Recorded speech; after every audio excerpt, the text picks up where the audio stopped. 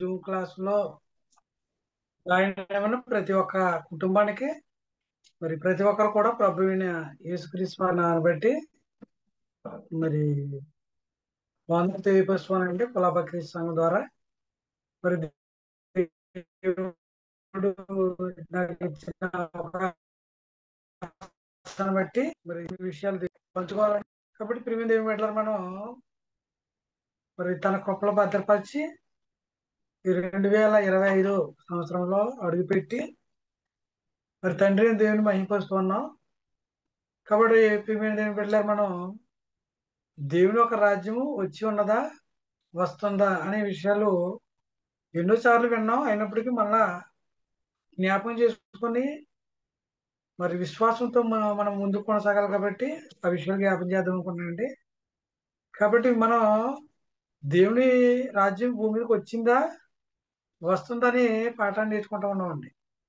ఇప్పుడు ప్రియమైన దేవుని బిడ్డలారా, మనం మత్తయి సువార్త 3వ అధ్యాయము 2వ వచనం చూద్దామండి.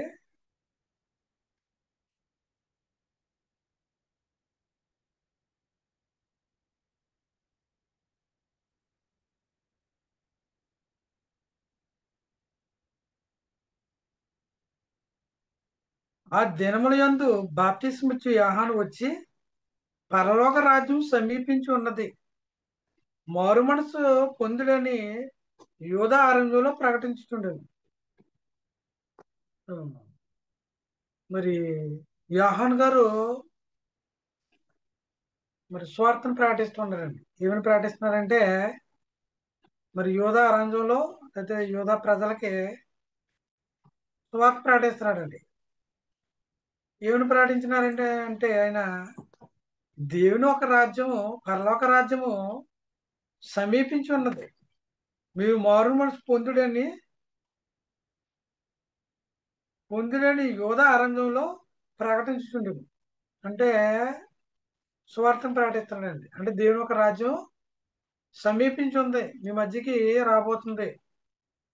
కాబట్టి మీరు మారు మనసు పొందాలి, దేవుని వైపు తిరగాలని మరి తెలియపరుస్తున్నాడు. అంటే రాబోయే ఉగ్రతను తప్పించుకోవాలంటే దేవుని ఒక రాజ్యంలో ప్రవేశించనే మరి తప్పించుకునే అవకాశం ఉందని మరి యోహాను గారు తెలియపరుస్తున్నారండి. కాబట్టి 6వ వచనం మనం చూసినట్లయితే వారు తమ పాపంలో ఒప్పుకొనుచు యోర్దాను నది అవతల నదిలో అతని చేత బాప్తిసం పొందుచుండెను. అతడు పరిసయ్యుల్లోను సదుకాయుల్లోను అనేకులు బాప్తిసం చూచి పొందుట చూచి సర్ప సంతానమా, రాబోయే ఉగ్రత నుంచి తప్పించుకొనుటకు మీకు బుద్ధి చెప్పిన వాడు ఎవడో, మారు మనసుకు తగిన ఫలమును ఫలించుడి. మారు మనసు పొంది తగిన ఫలాలు ఫలించాలి అని చెప్పినాడండి. అంటే దేవుని యొక్క రాజ్యం సమీపించింది కాబట్టి మీరు మారు మనసు పొందండి. అంటే మీ హృదయాలు దేవుని వైపు తిప్పుకోండి, కాబట్టి మీరు ఫలాలు ఫలించాలి అని చెప్తున్నాడండి. అంటే దేవుని యొక్క రాజ్యం అంటే పరలోక రాజ్యం సమీపించిందని ప్రకటిస్తున్నారండి. మరి పరలోక రాజ్యం భూమి మీదకి వచ్చిందా వస్తుందని కూడా మనం ఆలోచన చేయాలండి. అంటే చాలా మంది మరి గ్రహించక ఇంకా ఎదురు చూస్తున్నారు దేవుని యొక్క రాజ్యం ఇంకా రాలేదని. మన గ్రంథాంతా చదివి అర్థం చేసుకున్నట్లయితే మరి దేవుని యొక్క రాజ్యం వచ్చిందా వస్తుందా అనే విషయాలు మనం గ్రహించగలుగుతామట. కాబట్టి ప్రభువుని యేసుక్రీస్తు వారు కూడా ఈ దేవుని యొక్క రాజ్యం గురించి తెలియపరుస్తున్నారండి. కాబట్టి మార్కు సువార్త 1వ అధ్యాయము 15వ వచనం మనం చూసినట్లయితే యేసుక్రీస్తు వారు ఇలా ప్రకటన చేస్తున్నారండి. కాలం పరిపూర్ణమై ఉన్నది, దేవుని రాజ్యం సమీపించి ఉన్నది, మారు మనసు పొంది సువార్తను నమ్ముడని చెప్పుచు దేవుని సువార్తను ప్రకటించుచు గలీలకు వచ్చాను. యోహాను గారు ఏదైతే ప్రకటించారో మరి పరలోక రాజ్యం సమీపించిందని ప్రకటన చేశారండి యోహాను గారు. ప్రభువుని యేసుక్రీస్తు వారు కూడా ఏమన్నారంటే దేవుని యొక్క రాజ్యం సమీపించి ఉన్నది, మీరు మారు మనసు పొందాలి, మారుమనసు పొంది ఏం చేయమన్నాడంటే సువార్తను నమ్ముడి అని చెప్పుచు దేవుని సువార్తను ప్రకటించుతూ వచ్చాడండి. అంటే యేసుక్రీస్తు వారు కూడా ఏమన్నారంటే దేవుని రాజ్యము సమీపించి ఉంది, మీ మధ్యకు వచ్చేది, వస్తానికి సిద్ధంగా ఉంది.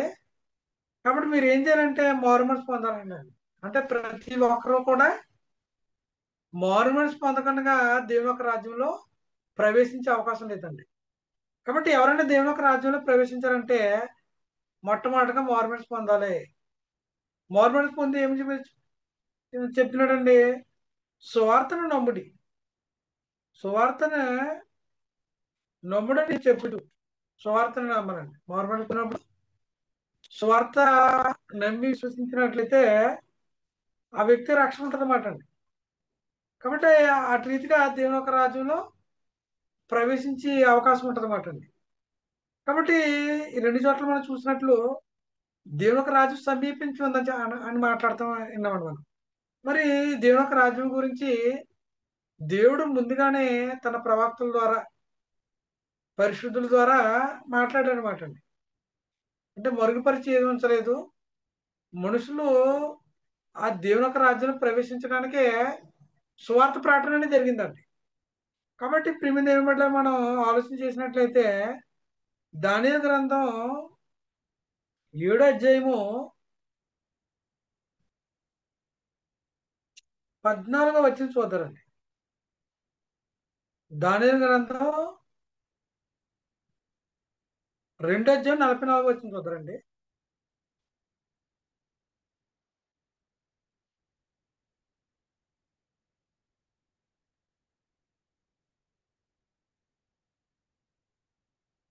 రెండో అధ్యాయము 44 అండి.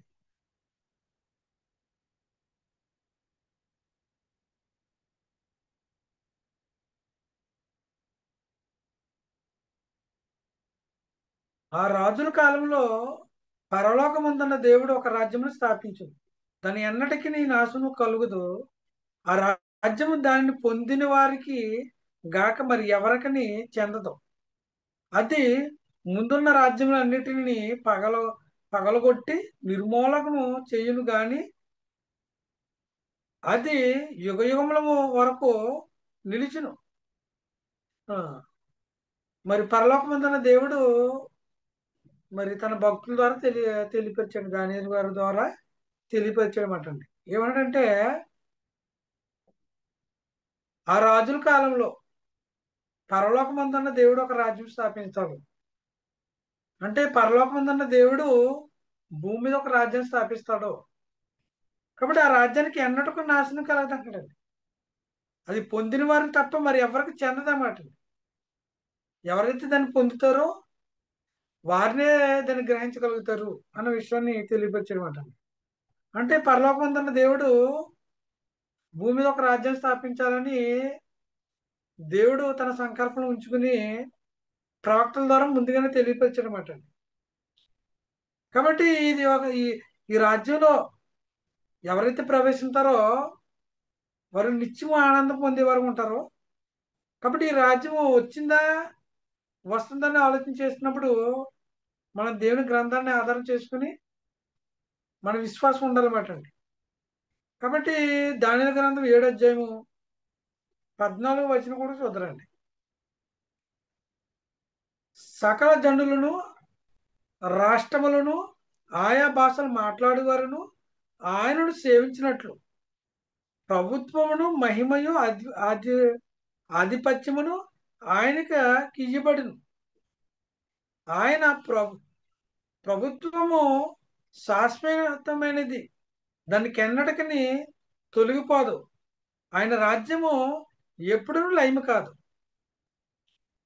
అంటే దేవుని చేత ఏదైతే రాజ్యం ఏర్పడుతుందో ఆ రాజ్యం ఎలా ఉంటుందంటే ఆ ప్రభుత్వం శాశ్వత కాలం ఉంటుందండి. దానికి ఎన్నటికీ నాశనం అనేది కనపడదు అనమాట. నాశనం అనేది లేదనమాట అండి. దేవుడు పరలోకమందున్న దేవుడు భూమి మీద ఒక రాజ్యాన్ని స్థాపించాలి. ఆ రాజ్యం ఎలా ఉంటుందంటే శాశ్వత కాలం ఉంటుందండి. సూర్యుడు ఉన్నంత కాలము, చంద్రుడు ఉన్నంత కాలము కూడా ఆ రాజ్యం ఉండాలి అని దేవుడు నిర్ణయించుకున్నాడు అనమాట అండి. కాబట్టి ముందుగానే తెలియపరిచాడనమాట దా కాబట్టి మరి ఆ రాజ్యము లో ప్రవేశించే వారు ఎలా ఎటువంటారంటే సకల జనులను ఆ రాజ్యంలో ఎవరు ప్రవేశిస్తారంటే సకల జనులను రాష్ట్రములను ఆయా భాషలు మాట్లాడేవారును ఆయన సేవించినట్లు ఆయన ప్రభుత్వం మహిమ ఆధిపత్యమును ఆయనకు ఇయ్యబడింది. ఎవరైతే ఆ రాజ్యాన్ని పరిపాలన చేస్తారో ఆయనకి అటువంటి అధికారం ఇవ్వబడుతుంది. కాబట్టి ఆ రాజ్యానికి మరి అంతం అనేది లేదని మనకు తెలియపరచబడుతుంది. కాబట్టి మనం గ్రంథాన్ని ఆధారం చేసుకుని మరి ఈ రాజ్యం ఎప్పుడు వచ్చింది, వచ్చిందా లేదా, వస్తే ఆ రాజ్యంలో మనం ప్రవేశించామా లేదని గ్రహించుకోవాలన్నమాట. కాబట్టి ముందుగానే తండ్రి అయిన దేవుడు మరి దావీదుకు వాగ్దానం చేసిన నీ సంతానాన్ని లో నుంచి నీ గర్భంలో నుంచి ఒకరిని నియమించుకుంటాను, అతనికి రాజ్యం స్థిరపరుస్తానని ముందుగానే దావీదు గారికి దేవుడు వాగ్దానం చేశాడనమాట. ఆ వాగ్దానం బట్టి మరి ప్రభువుని యేసుక్రీస్తు వారు భూమి మీద జన్మించడం మనం చూస్తూ ఉంటామండి. కాబట్టి ఆ రాజ్యం గురించి ప్రభువుని యేసుక్రీస్తు వారు ఏమని ప్రార్థన నేర్పించారో శిష్యులుగా ఆలోచన చేస్తే, కాబట్టి మత్తయి సువార్త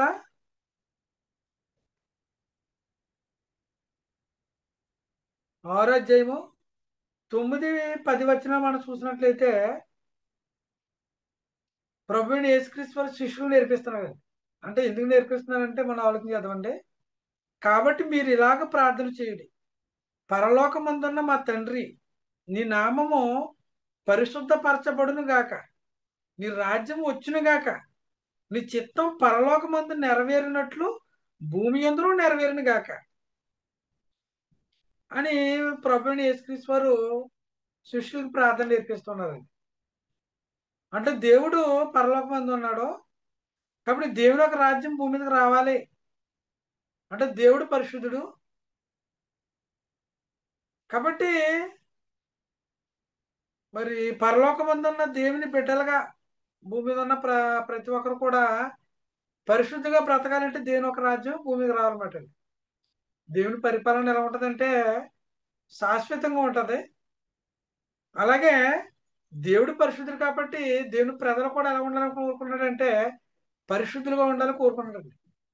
నేను పరిశుద్ధుడు కాబట్టి మరి మీరు కూడా పరిశుద్ధులుగా ఉండాలని దేవుడు కోరుకుంటున్నాడు అన్నమాట. కాబట్టి భూమి మీద మనం చూసినట్లయితే భూమి మీద ఉన్న ప్రతి ఒక్కరు కూడా పాపము చేత అపరాధముల ద్వారా దేవునికి దూరస్తులుగా ఉన్నారు, అవిధేయులుగా బ్రతుకుతున్నారు, పాపంతో మృతి చెందారన్నమాట.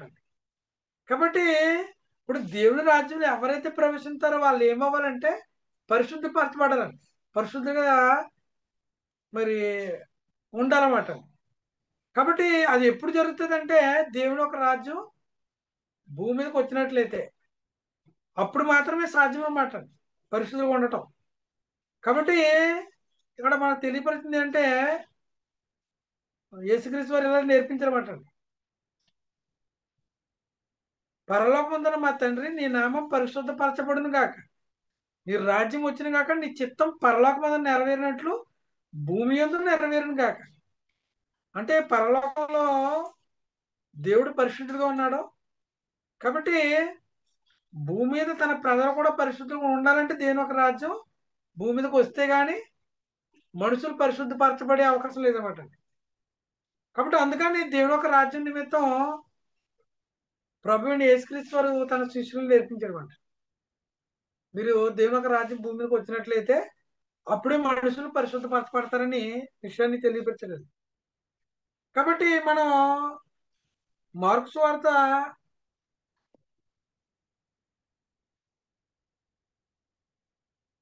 9వ అధ్యాయం మొదటి వచనం చూద్దామండి.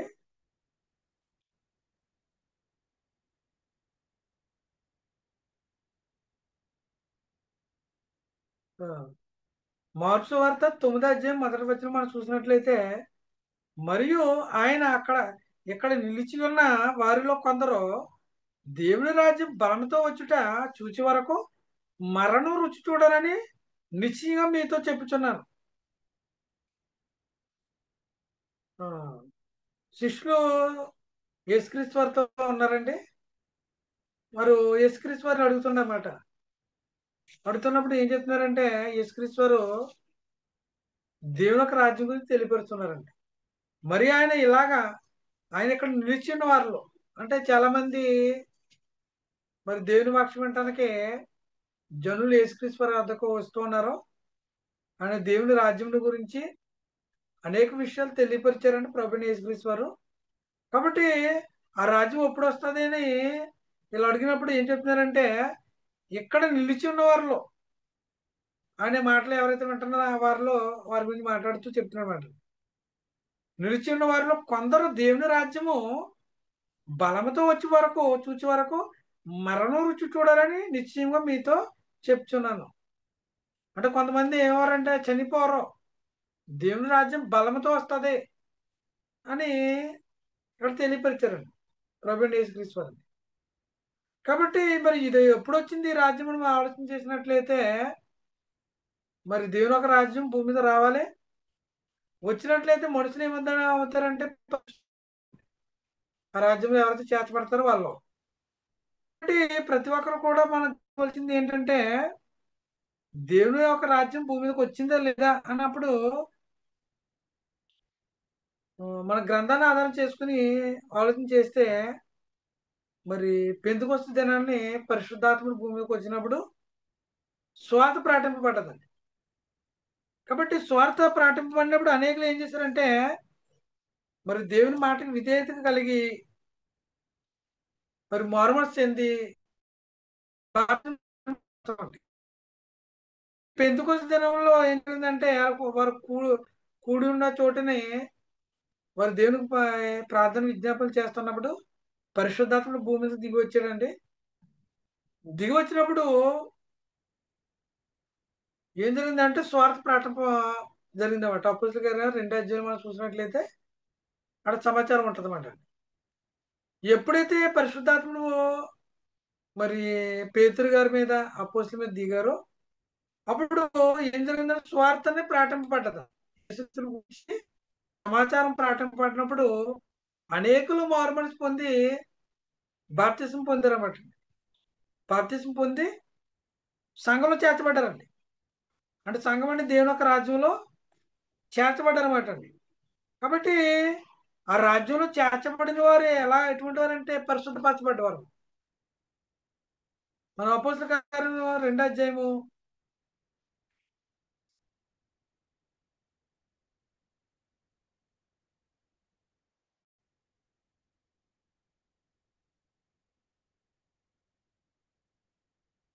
22వ వచనం మనం చూసినట్లయితే ఇలాగా చెప్తున్నాడు అనమాట.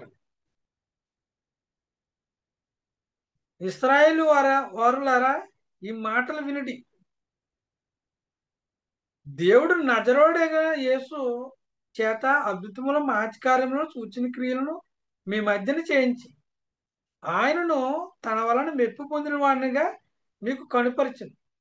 ఇది మీరు ఎరుగుదు. దేవుడు నిశ్చయించిన సంకల్పమును ఆయన భవిష్యత్తు జ్ఞానమును అనుసరించి అప్పగింపబడిన ఈయనను మీరు దుష్టుల చేత సిలువ వేయించి చంపితిరి. మరణం ఆయన బంధించి ఉంచుట అసాధ్యము కనుక దేవుడు మరణ వేదనను తొలగించి ఆయనను లేపును. ఆయన గూర్చి దావీదు ఇట్లను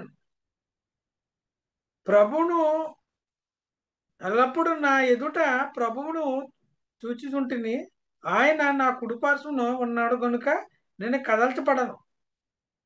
ఆ, అంటే దావీదు గారు కూడా యేసుక్రీస్తు వారి గురించి మరి సమాచారం తెలియపరిచారు. అపోస్తలులు ఏం చెప్తున్నారంటే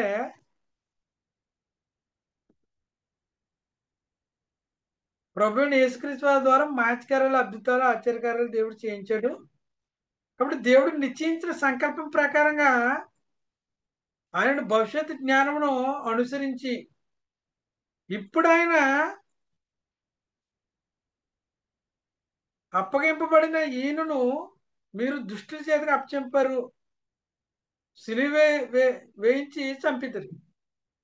అంటే ఇశ్రాయేల్ జనాంగం ఏం చేశారంటే యేసుక్రీస్తు వారిని,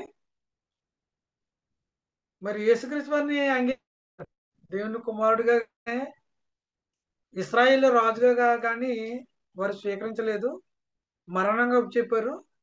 అయినప్పటికీ నీ మరణం అని బంధించి ఉంచుట అసాధ్యం కనుక మరణ యాతన తొలగించి, అంటే ఏం చేశాడంటే మృతుల నుంచి లేపాడు అని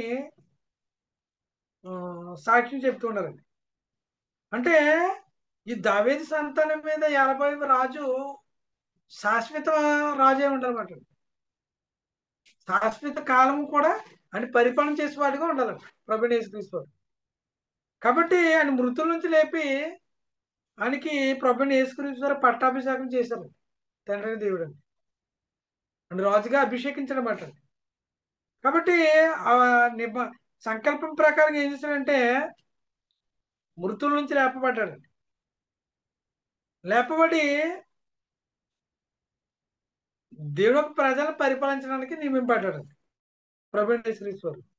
29 వచ్చిన మనం చూసినట్లయితే, సహోదరులారా, మూలపరుషుడు దావీదును గురించి మీతో నేను ధారాళంగా మాట్లాడుచున్నా ఉండవచ్చును. అతడు చనిపోయి సమాధి చేయబడును. అతని సమాధి నేటి వరకు మన మధ్యనే ఉన్నది. అతని ప్రవక్త అయి ఉండేది కనుక అతని గర్భంలో నుండి అతని సింహాసనం మీద ఒకరిని కూర్చుండబెడుతును అని అని దేవుడు అతనితో ప్రమాణపూర్వకంగా ఒట్టి పెట్టుకున్న సంగతి అతడు ఎరిగి. ఇప్పుడు దావీదుకి ఇది వాగ్దానం చేశాడు, ప్రమాణపూర్వకంగా ఒట్టి పెట్టుకున్నాడు అంటాడు తండ్రి దేవుడు. అతని గర్భంలో నుంచి ఏం చేస్తాడంటే అతను సింహాసనం మీద పరిపాలన చేయడానికి నియమిస్తానండి. దావీదు సంతానం నుంచి వచ్చి అతను వాగ్దానం చేశాడు అంట తండ్రిని దేవుడు, ఇదిగో నీ గర్భంలో నుంచి వచ్చిన వానికి అతనికి రాజ్యాన్ని స్థిరపరుస్తాను. అతను మరి ఆ ఆకాశం ఉన్నంతసేపు, మరి సూర్యుడు ఉన్నంతసేపు కూడా ఆయన పరిపాలన ఉంటది, నాశనం కలగదు అని ముందుగానే దేవుడు దావీదుకి తెలియపరిచాడండి. అది అతను ఎరిగి ఏం చేస్తున్నాడంటే ఆ విషయం తెలియపరిచి ప్రవచించడం అటండి దావీదండి. అతడు ఎరిగి క్రీస్తు పాతాళంలో విడిపడలేదనియు ఆయన శరీరం కుళ్ళిపట్టలేదని దావీదు ముందుగా తెలుసుకుని ఆయన పునర్ధం గురించి చెప్పాను. ఈ యేసును దేవుడు లేపను. అంటే ఈ స్వార్థను ఏం చేయాలంటే నమ్మాలన్నమాట. దేవుడు దావీదు సంతానంలో పుట్టిన వానికి రాజ్యాన్ని అప్పచెప్తాడు. అంటే రాజ్యం ఎలా ఉంటదంటే శాశ్వత కాలం ఉంటది. ఆ రాజ్యానికి అంతలేని ముందుగా మనం చూసామండి. ఇశ్రాయేలు ప్రజలను పరిపాలించి ఈ దేవుడు తన కుమారుణ్ణి ఏర్పరచుకుని ఆ రాజ్యాన్ని పరిపాలించగా రాజుగా నియమించుకున్నాడు అన్నమాట. కాబట్టి దావీదు గర్భంలో నుంచి ఆ సంతానం నుంచి పుట్టిన యేసుక్రీస్తు వారిని దేవుడు మృతుల నుంచి లేపాడు. కాబట్టి ఆ రాజ్యాన్ని యేసుక్రీస్తు వారు అప్పచెప్పబడ్డది అన్నమాట, ఆ రాజ్య పరిపాలన చేయడానికి. కాబట్టి పరలోకమందున్న దేవుడు భూమి మీద ఏం చేయాలనుకున్నాడంటే దేవుని ఒక రాజ్యాన్ని ఏర్పాటు చేయాలి అన్నది దేవుని ఆలోచన అన్నమాట. ఆ దేవుని ఒక రాజ్యం మీద అధిపతిగా రాజుగా తండ్రి అయిన దేవుడు ప్రభువుని యేసుక్రీస్తు వారు నియమించాడు అనమాట. నియమించాడు కాబట్టి ప్రభువుని యేసుక్రీస్తు వారు మృతుల నుంచి లేపాడు అనమాట తన ప్రజల్ని పరిపాలన చేయడానికి. కాబట్టి అదే విషయాన్ని ఏం చెప్తున్నాడు అంటే ఇక్కడ మనం కింద చూసినట్లయితే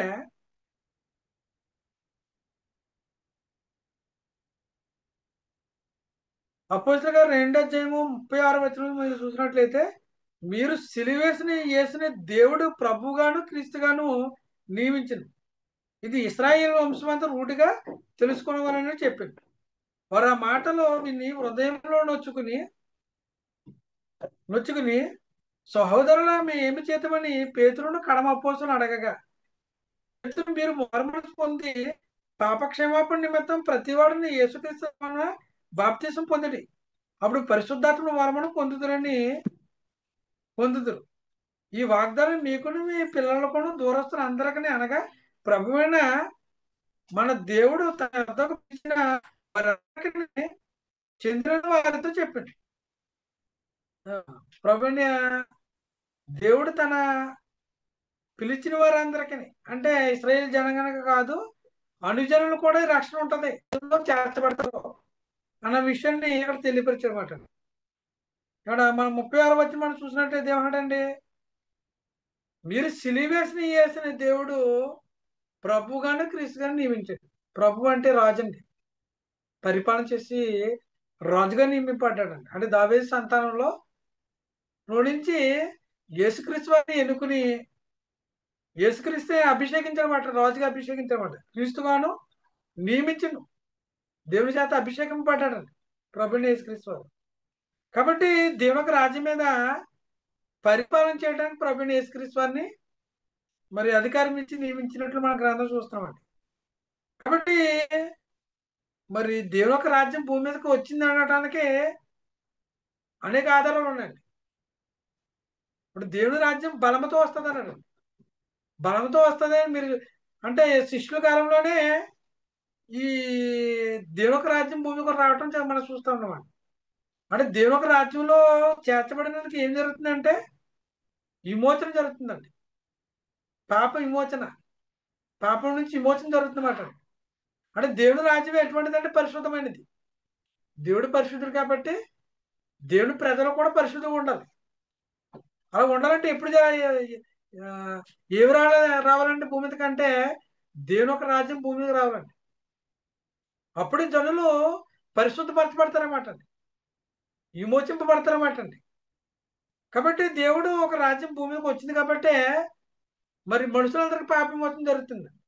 అంటే ఎవరైతే మారుమనసు చెందారో, మారుమనసు చెంది మరి స్వార్థను నమ్మి బాప్తిసం పొందుకుంటారో వాళ్ళకి ఏం జరుగుతుందంటే పాప విమోచన జరుగుతుందండి.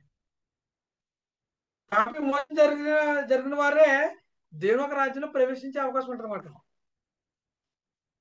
దేవుడు పరిశుద్ధుడు కాబట్టి మనం కూడా పరిశుద్ధపరచబడుతున్నమాట తన సంకల్పం ప్రకారంగా. ఎవరైతే విమోచింపబడిన ప్రజలు ఎవరైతే ఉన్నారో వారికి శిరస్సుగా అధిపతిగా రాజుగా తండ్రి అయిన దేవుడు ప్రభుని యేసుక్రీస్తు వారిని నియమించాడండి.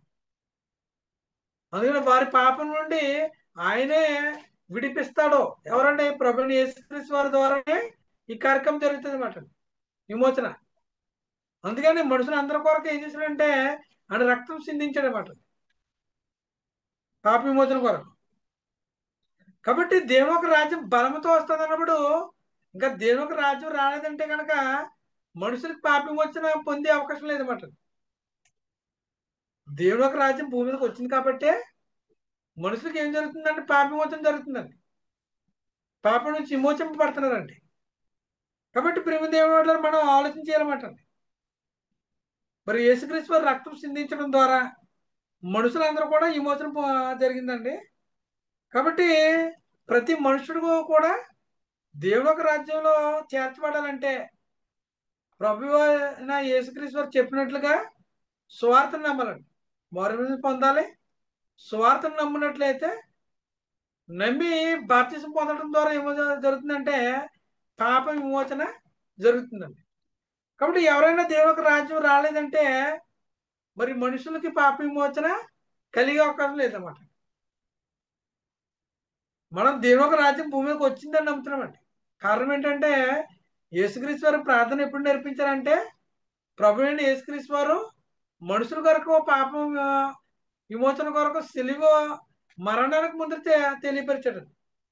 ఇది మత్తయి సువార్త 6:9-10 ఎప్పుడు మాట్లాడారు ప్రభు అయిన యేసుక్రీస్తు వారు అంటే సువార్త పరిచయం చేసే టైంలో మీరు ఇలా ప్రార్థన చేయండి, దేవుని ఒక రాజ్యము భూమి మీదకి రావాలి. పరలోకమందున్న మా తండ్రి నీ రాజ్యం వచ్చిన కాక నీ చిత్తం పరలోకమందు నెరవేరినట్టు భూమి మీద కూడా నెరవేరాలి. అంటే మనుషులు దేవుని ఒక రాజ్యంలో ప్రవేశించినట్లయితే మరి దేవుని చిత్తాన్ని నెరవేర్చే వరకు ఉంటారండి. లోకంలో ఉన్న చెప్పు కూడా మరి లోకాశ, శరీరాశ, నేత్రాశ దేవుని వల్ల పుట్టినవి కావు, మరి అపవాద సంబంధించినవి మనం గత పాఠంలో విన్నామండి. అంటే ఈ లోకాసులో ఉన్నవారు ఎవరు కూడా దేవుని చిత్తాన్ని నెరవేర్చలేరండి. ఎవరు దేవుని చిత్తాన్ని నెరవేరుస్తారంటే దేవుని యొక్క రాజ్యంలో ఎవరైతే ప్రవేశిస్తారో వాళ్ళు మాత్రమే దేవుని చిత్తాన్ని నెరవేరుస్తారన్నమాట. దేవుని చిత్తాన్ని నెరవేర్చాలంటే దేవుని యొక్క రాజ్యం భూమికి వచ్చి ఉండాలండి. అందుకనే ప్రభుని యేసుక్రీస్తు వారు ఏమంటారంటే నా నీతిని నా రాజ్యాన్ని వెతకండి అన్నాడు ప్రభుని యేసుక్రీస్తు వారు. ఆయన నీతి ఏందో ఎక్కడ ఉంటదంటే దేవుని యొక్క రాజ్యంలో లేదా సంఘంలో ఉంటదండి. దేవుని కట్టడంలో దేవుని ఆజ్ఞలు సంఘానికి ఇచ్చాడండి. సంఘంలో చేర్చబడిన మనకి దేవుని నీతి దేవుని కట్టడంలో దేవుని ఆజ్ఞలు మనకు ఉన్నాయన్నమాట అండి. అందుకని ఆ రాజ్యంలో ఎవరు ప్రవేశించారంటే దూరస్తులు ప్రవేశిస్తారు, ఇస్రాయేల్ జనాంగం ఆ, లో ప్రజలు ప్రవేశిస్తారు, ఆయా భాష మాట్లాడి రాష్ట్రంలో మాట్లాడి ప్రజలు అంటే దేవుని స్వార్థను విని విశ్వసించిన ప్రతి ఒక్కరు కూడా చేర్చబడే అవకాశం ప్రతి ఒక్కరికి దేవుడు అనుగ్రహించినమాట. కాబట్టి ప్రతి ఒక్కరు కూడా స్వార్థను నమ్మి దేవుని యొక్క రాజ్యంలో ప్రవేశించాలన్నమాట అండి. అప్పుడే మరి మనుషులకి పాప విమోచన జరుగుతుందండి. కాబట్టి ప్రతి ఒక్కరు కూడా మరి దేవుని యొక్క రాజ్యం భూమికి వచ్చిందని నమ్మవలసిన అవసరం ఎంతైనా ఉందన్నమాట అండి. కాబట్టి అలాగే నమ్మి ఏం చేశారండి 3000 మంది బాప్తిసం పొందారండి. మొట్టమొదట అపోస్తుడైన పేతురు గారు స్వార్థ ప్రకటించినప్పుడు 3000 మంది సంఘంలో లే- సంఘంలోనూ లేక దేవుని యొక్క రాజ్యంలో ప్రవేశించారండి. స్వార్థను నమ్మి యేసుక్రీస్తు దేవుని కుమారుడు నమ్మారు. యేసుక్రీస్తు వారిని మృతుల్లోంచి దేవుడు లేపాడు అని దావీదు సంతానంలో నుంచి పుట్టిన యేసు మరియ కుమారుణ్ణి అది దావీదు సంతానంలో పుట్టిన యేసుని దేవుడు లేపాడని నమ్మారు. యేసే క్రీస్తు అని నమ్మారు. అటు రీతిగా నమ్మి ఏం చేశారు 3000 మంది బాప్తిసం తీసుకున్నారండి. మారుమనసు పొంది బాప్తిసం పొంది దేవుని యొక్క రాజ్యంలో ప్రవేశించారన్నమాట. కాబట్టి ప్రియమైన ఏమంటారు మనం ప్రతి ఒక్కరు కూడా ఏం చేయాలంటే దేవుని యొక్క రాజ్యంలో ప్రవేశించాలంటే ఏం చేయాలండి మొట్టమొదటిగా స్వార్థను వినాలి, మారుమనసు చెందాలి. మారుమనసు పొందిన తర్వాత ఏం చేయాలంటే బాప్తిసం తీసుకోవాలండి. బాప్తిసము పొందకుండా దేవుని ఒక రాజ్యంలో ప్రవేశించే అవకాశం లేదన్నమాట. అంటే అది దేవుని నీతి అండి. మనుషులందరూ కూడా ఇటు రీతిగా విమోచింపబడాలి, ఇటు రీతిగా రక్షింపబడాలని దేవుని ఏర్పాటు అన్నమాట. అంటే దేవుని ఏర్పాటుని ఎవరు తునీకరించకూడదు అన్నమాట. కాబట్టి ప్రియమైన దేవుడు మనం ఆలోచన చేసేది ఏంటంటే మరి స్వార్థను నమ్మే వరకు ఉండాలి, వినుటి వల్ల విశ్వాసం కలుగుతుంది. ఇప్పుడు చాలా మంది దేవుని యొక్క రాజ్యంలో ప్రవేశించామనుకుని మరి స్వార్థను వినకనగానే బాప్తిసం పొందుతున్నారండి. వారికి రక్షణ ఉండదు మరి. ఎందుకంటే స్వార్థ ద్వారానే సర్వసత్యం ప్రకటింపబడుతుంది. వినుటి వల్ల మారు మనసు విశ్వాసం అనేది మనసుకు వస్తుందండి. దేవుని వాక్యం శక్తి కలిగింది కాబట్టి ప్రతి పాపాన్ని కూడా ఒప్పింపజేస్తుందండి. దేవుని వాక్యం జీవగాన వాక్యాన్ని మనం స్వీకరించే వరకు ఉండదు. మరి అపోస్తులు మరి ఆ స్వార్థ ప్రకటించినప్పుడు హృదయంలో నొచ్చుకుని మరి మేము ఏమి చేతమన్నారు. అంటే వాక్యం ఏం చేస్తుందంటే శక్తి కలిగింది కాబట్టి వాళ్ళు చేసిన పాపాన్ని ఒప్పింపు చేస్తుంది.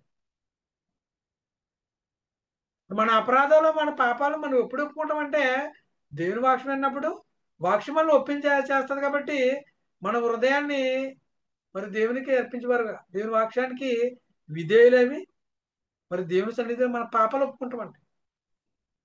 పాపాలు ఒప్పుకొని ఇదిగో నీకు అవిధేయుడిగా బ్రతుకుతున్నాను, మరి ఇంతకాలం జీవించాను, ఇంకా ఈ లోకాల్లో నా ఆశలు శరీరాశ నేత్రాశ జీవడంపైని విడిచిపెట్టి మరి నా పాపాలు ఒప్పుకొని ఒక వ్యక్తి దేవుని వైపు తిరుగుతారన్నమాట. అప్పుడు మారు మనసు అనేది వాక్యం ద్వారా వస్తుందండి. అప్పుడు వచ్చినప్పుడు ఆ వ్యక్తి ఏం చేస్తాడంటే, మరి రాబోయే ఉగ్రతని తప్పించుకోవాలంటే మరి నేను ఏమి చేద్దుము అని ఎలాగైతే అన్నారో వాళ్ళు తెలుసండి. చేసిన పాపానికి ఏం జరుగుతుందంటే ఉగ్రత, దేవుని ఉగ్రత వస్తుంది, శిక్ష ఉంటది.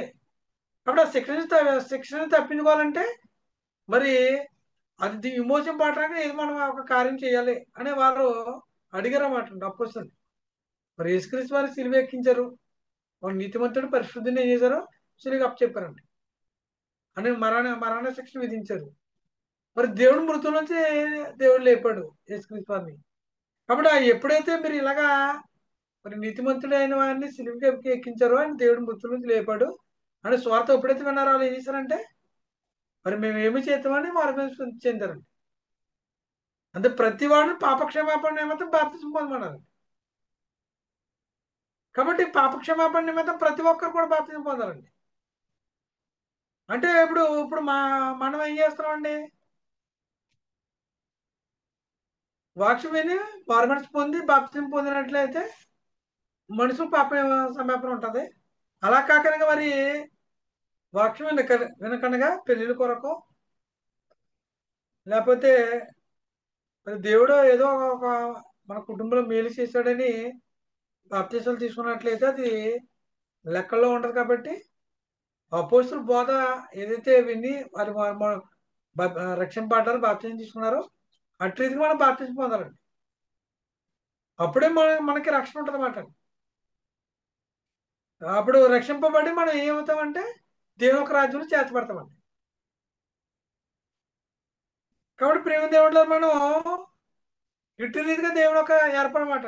మనుషులందరూ కూడా ఇలా విమోచింపబడాలని. కాబట్టి మనం అటు రీతిగా బాప్తీసం పొందాలి. మరి కొన్ని విషయాలు ఏం చూద్దామంటే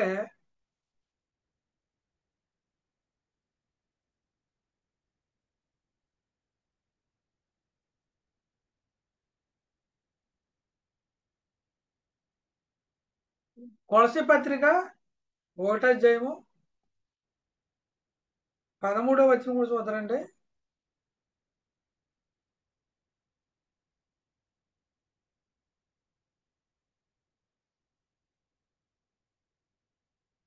ఆయన మనలను అంధకార సంబంధమైన అధికారంలో నుండి విడుదల చేసి తాను ప్రేమించిన తన కుమారుని యొక్క రాజ్య నివాసులుగా చేశాం.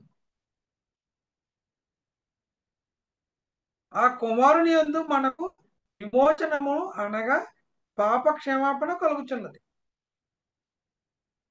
మరి కొలసీ పత్రిక 1వ అధ్యాయము 13, 14 వచనాలు మనం చూసినట్లయితే చాలా స్పష్టంగా ఇక్కడ రాయబడ్డదండి. అంటే యేసుక్రీస్తు వారు ద్వారా దేవుడు ఏం చేశాడు అనేది మనకి కనపడుతుందండి. ఆయన ఎవరంటే తండ్రిని దేవుడు అండి. ఆయన మనలను అంధకార సంబంధమైన అధికారంలో నుండి విడుదల చేసి, ఈ లోకంలో ఉన్న మనం ఎక్కడ ఉన్నామంటే అంధకార సంబంధమైన అధికారం కింద ఉన్నాం. పాపం కింద, అపవాది అధికారం కింద ఉన్నామండి. ఒక మాటలో చెప్పాలంటే మనుషులందరూ కూడా అపవాది అధికారం కింద ఉన్నారండి. ప్రభు అయిన యేసుక్రీస్తు వారు శిలువ మరణం ద్వారా మరి అపవాదిని జయించి మృతుల్లోంచి లేపబడి మరి మరణం మీద విజయాన్ని సాధించారండి ప్రభు అయిన యేసుక్రీస్తు వారు. మరి యేసుక్రీస్తు వారిని ఎవరైతే విశ్వసిస్తున్నారో వారి నుంచి ఏం కలుగ చేశారంటే పాపం మీద, మరణం మీద విజయాన్ని అనుగ్రహించడం అంటండి. ఎవరైతే యేసుక్రీస్తు వారిని విశ్వసిస్తారో దేవుని కుమారుడని, ఆయన మూలంగా మనకి ఏం లభిస్తుందంటే మరణం మీద విజయం లభిస్తుందండి. అంధకార సంబంధమైన అధికారం మీద విజయం అనుగ్రహింపబడుతుందండి. అప్పుడే మన పాపాన్ని జయించి దేవుడికి ఇష్టం లేని ప్రజలు బ్రతికే అవకాశం ఉంటుంది అన్నమాట. అందుకని ఏం చేశాడంటే అంధకార సంబంధమైన అధికారంలో నుండి విడుదల చేసి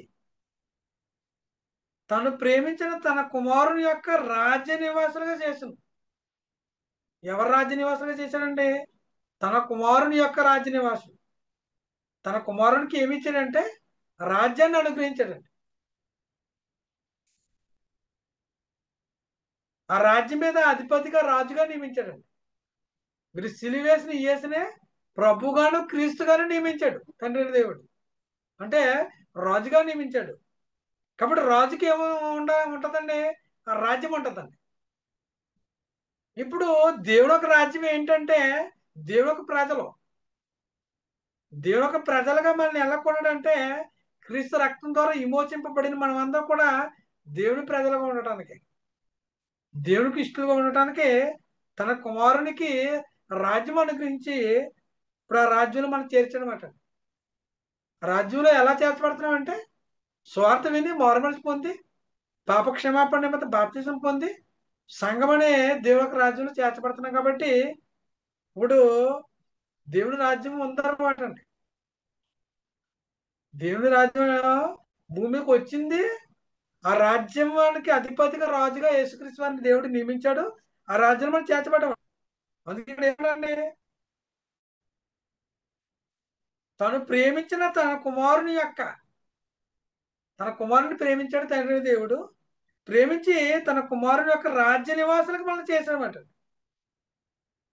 చేర్చబడిన వారు ఎలా ఉండరండి, ఆ కుమారుని యందు అంటే యేసుక్రీస్తు నందు మనకు విమోచన అనగా పాప క్షమాపణ కలుగుతున్నది. ఇప్పుడు ఆ కుమారుని ద్వారా మనకి ఏం కలిగిందంటే పాప క్షమాపణ కలిగిందండి. ఏమండి, పాప క్షమాపణ కలిగింది కాబట్టి పరిశుద్ధపరచబడ్డమండి, పవిత్రపరచబడ్డమండి. కాబట్టి ఇటు రీతిగా దేవుడు, తండ్రి అయిన దేవుడు భూమి మీద ఒక రాజ్యాన్ని యేసుక్రీస్తు వరకు అనుగ్రహించి అన్ని రాజ్య పరిపాలన చేస్తున్నాడు. ఈ ఈ రాజ్యానికి అధిపతిగా రాజుగా యేసుక్రీస్తు వారు ఉండి పరిపాలన చేస్తూ ఉన్నారు. కాబట్టి మనుషులందరికీ కూడా ఈ స్వార్థ ద్వారా రక్షణ ఉందన్నమాట. యేసుక్రీస్తు వారి ద్వారా మనుషులందరికీ పాపక్షమాపణ అనుగ్రహించి దేవుడు మరి దేవుని యొక్క రాజ్యానికి అధిపతిగా రాజుగా యేసుక్రీస్తు వారిని నియమించి మరి తండ్రిని దేవుడు తన చిత్తాన్ని నెరవేర్చుకుంటూ ఉన్నాడండి. ఇప్పుడు తండ్రిని చిత్తాన్ని ఇప్పుడు ఏం చేస్తున్నాడు, భూమి మీద మనుషులు నెరవేరుస్తున్నారండి, పరిశుద్ధపరిచి బడి దేవుని మహింపరుచుకున్నారండి. అందుకని ఈ రాజ్యం రావాలని ప్రభువుని యేసుక్రీస్తు వారు ఏం చేశారంటే శిష్యులకు ప్రార్థన నేర్పించారన్నమాట. నీ రాజ్యం వచ్చిన గాక, నీ చిత్తం పరలోకం మీద నెరవేర్చబడినట్లు భూమి యందు నెరవేరును గాక. ఇప్పుడు ఏం జరుగుతుందండి, సంఘం ద్వారా దేవుని యొక్క చిత్తం నెరవేర్చబడుతుంది, స్వార్థ ప్రకటింపబడుతుంది. అనేకులు వాక్యమిని మరుమనిషి పొంది సంఘంలో చేర్చబడుతున్నారు. ఇలాగా దేవుని చిత్తం నెరవేర్చబడుతుంది దేవుని యొక్క రాజ్యంలో. కాబట్టి రాజ్యం వచ్చింది కాబట్టి ఆ రాజ్యంలో మనం చేర్చబడ్డాం. కాబట్టి ఇంకా మీకు ఏమైనా డౌట్స్ ఉంటే ఎప్పుడైనా వీళ్ళ గురించి మాట్లాడదామండి. మరి ఈ సమయాన్ని ఇచ్చిన సహోదరులకి మరి నా హృదయపూర్వక వందనాలు తెలియపరుస్తున్నాను. జూమ్ కుటుంబంలో ఉన్న ప్రతి ఒక్కరికి కూడా యేసుక్రీస్తు వారి నామాన్ని బట్టి మరి అందరికీ వందనాలండి. వందనాలండి. వందనాలు సార్.